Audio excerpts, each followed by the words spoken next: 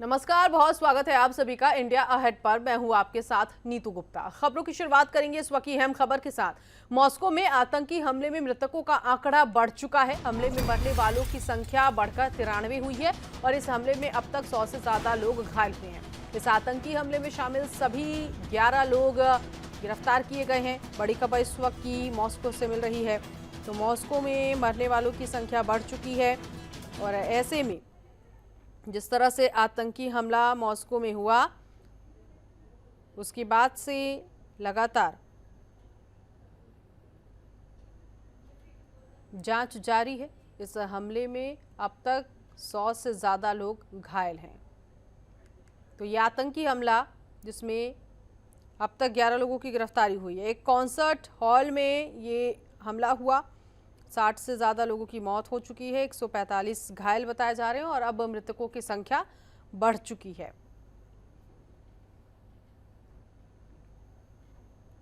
तो आतंकी संगठन इस्लामिक स्टेट ने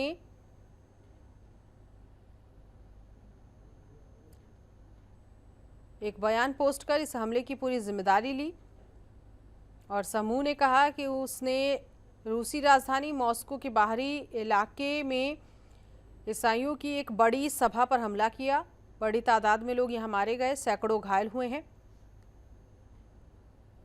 तो बेहद दिल दहला देने वाली तस्वीरें भी सामने आई हैं। कॉन्सर्ट चल रहा था, लोग झूम रहे थे, नाच रहे थे, गा रहे थे और अचानक से इस कॉन्सर्ट में हमला हुआ। यह आतंकी हमले में मरने वालों की संख्या 93 हो चुकी है। पहले 60 लोगों की जानकारी मिल रही थी कि 60 लोग इस हमले में मरे हैं, उनकी मौत हुई है, लेकिन अब 93 तक संख्या पहुंच चुकी है। और ये देखिए किस तरह से जब फायरिंग हुई तो पूरा का पूरा हॉल दहल उठा। मॉस्को की ये तस्वीरें बेहद भयानक।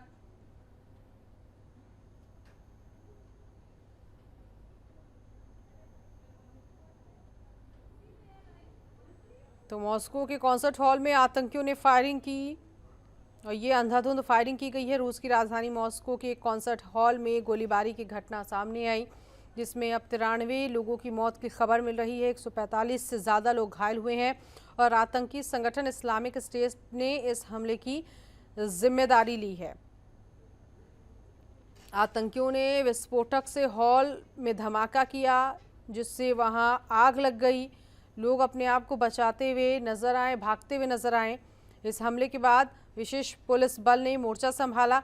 आतंकी संगठन इस्लामिक स्टेट ने इस हमले की जिम्मेदारी ली है और आईएस ने इसको लेकर सोशल मीडिया पर एक पोस्ट भी किया जिसमें उसने खुद बताया कि 3 से 4 बंदूकधारी ने एक साथ लोगों पर फायरिंग की और उस वक्त ये भी कहा गया कि 60 से ज़्यादा लोग मर चुके हैं इस हमले में। फिलहाल वहाँ पर जांच जारी है। कुछ लोग छत पर भागे। रॉक बैंड के सभी सदस्य जिनको सुरक्षित बाहर निकाला गया, जो रॉक बैंड वहां चल रहा था। हमलावरों ने विस्फोटक का इस्तेमाल किया है जिससे हॉल में ज़बरदस्त धमाका हुआ, भीषण आग लग गई। ये सोशल मीडिया पर जो वायरल वीडियो है इसमें आप देख सकते हैं कि इमारत से भारी धुआं उठता हुआ दिखाई दे रहा है।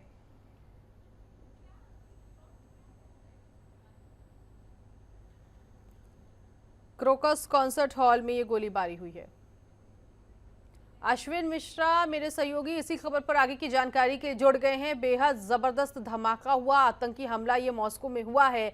अब खबर ये मिल रही है अश्विन की जो मरने वाले लोगों की संख्या है वो बढ़ चुकी है। कुछ और अपडेट आपके पास? देखिए, अभी तक नहीं तो जो खबर आ रही है वहां से रूसी एजेंसियों ने फिलहाल अभी हवाई अड्डों और स्टेशनों के सुरक्षा को और बढ़ा दिया है। इसमें अगर बात करें, रूसी विदेश मंत्रालय की प्रवक्ता मारिया ने इस पूरे घटना की निंदा की और उन्होंने कहा कि देशवासियों को घबराने की जरूरत नहीं, इसमें जांच एजेंसियां लगी हुई हैं और जो भी घटनास्थल पे घटनाएं हुई हैं उस पर पूरी तरीके से स्वास्थ्य विभाग और बाकी जांच एजेंसियां नज़र बनाए हुए रखी हैं और सारी स्थिति काबू में है। वहीं अगर बात करें अमेरिका के राष्ट्रपति जो बाइडेन ने भी इस पूरी घटना की निंदा करते हुए उन्होंने कहा कि ये आतंकी हमला है, दुखद है, लेकिन इसे तत्कालीन रूप से इसे यूक्रेन के युद्ध से न जोड़ा जाए। तो अब तक जो खबर बाहर निकल के आई है कि 11 लोगों की गिरफ्तारी हो गई है, 100 लोगों से ज़्यादा घायल हैं, मरने वाले की संख्या पहले 60 थी, अब 93 हो गई है और धीरे धीरे संख्या और बढ़ेगी नीतू। और एक सबसे बड़ा अपडेट है कि हमला कैसे हुआ, कहाँ चूक हो गई रूसी एजेंसियों की। तो सबसे चौंकाने वाली बात ये आई है कि हमलावर जो थे वो पुलिस कर्मियों की वर्दी में कांक्रेस सिटी हॉल में पहले शामिल होते हैं, उसके बाद वो पूरी तरीके से निगरानी करते हैं, उसके बाद उन्होंने वहाँ पे धुआं छोड़ते हैं, उसके बाद जब पूरे धुआं हो जाते हैं फिर वहाँ गोलीबारी होती है, अंधाधुंध गोलीबारी होती है, जिसमें मरने वाले की संख्या बढ़ती हुई आपको नजर आएगी, क्योंकि पहले 60 थी, अब 93 होगी, घायलों की संख्या 100 है। पूरी तरीके से एक आतंकी हमला है। रूसी एजेंसियां इस पर पूरी तरीके से पैनी नजर है कि देश से बाहर कोई ना जा सके और देश के अंदर जो है उनको पूरी तरीके से छानबीन के इस पे कोई ठोस कदम उठा सके, जिसे सबक सिखाया जा सके आतंकी संगठन वाकई। और जिस तरह से ये आतंकी हमला हुआ है, अभी रूस संभल ही नहीं पाया है। यूक्रेन और रूस में जिस तरह से जंग चली आई, उसको लेकर पूरी तरह से अर्थव्यवस्था चरमराई हुई है। पूरा का पूरा शहर आप देख लीजिए, पूरा रूस देख लीजिए, तबाह हो चुका है। उसको अब वो बदलता हुआ दिख रहा है, धीरे धीरे गतिविधियां शुरू हो रही है, लेकिन इस तरह का आतंकी हमला एक बार फिर से हो रहा है यहाँ पर। ऐसे में वो स्थिति फिर से लौट आई है रूस में।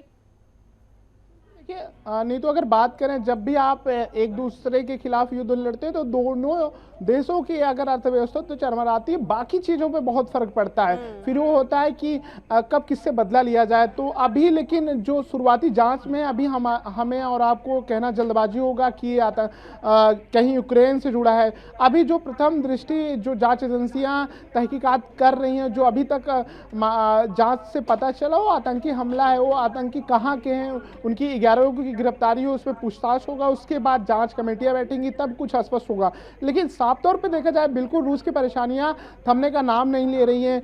वहां जिस तरीके से पिछले 1.5-2 सालों में घटनाएं घटी हैं, बिल्कुल वहां का आम आदमी भी परेशान है और बहुत डरा सा रहता है। और बाकी तो चीज़ें वहां चरमराई, वहाँ की अर्थव्यवस्था हो या सरकार के लिए संकट के बादल हमेशा रहते हैं। और अपने सहयोगी मित्रों जो उनके देश हैं उनके साथ कैसे उनको भरोसे में लेके कैसे संयुक्त राष्ट्र को आश्वासन दे कि मानवता का हनन न हो और ये युद्ध कहीं और बाकी चीज़ों में प्रभावित न हो। क्योंकि अंतर्राष्ट्रीय स्तर पर देखा जाता है कि जब दो देशों के बीच में युद्ध होता है तो बहुत सारी चीज़ें महंगी भी होने लगती हैं। जैसे बात करें कहीं कच्चा तेल महंगा होने लगता है, तो इससे बाकी देशों पे बहुत फ़र्क पड़ता है।